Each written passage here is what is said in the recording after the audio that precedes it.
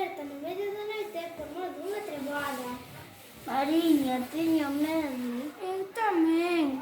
Imos dormir con papá e mamá. Pois vamos.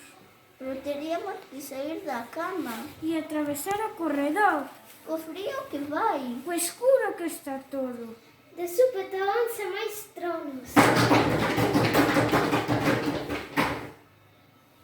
E cos tronos estourando. Os raios caendo sen parar.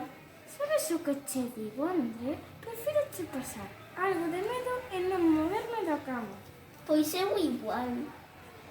Pensando o mellor, que ben se está aquí ao quente debaixo das mantas. Cantas razón tes. A min xa case me pasou todo o medo todo que tiña. E a min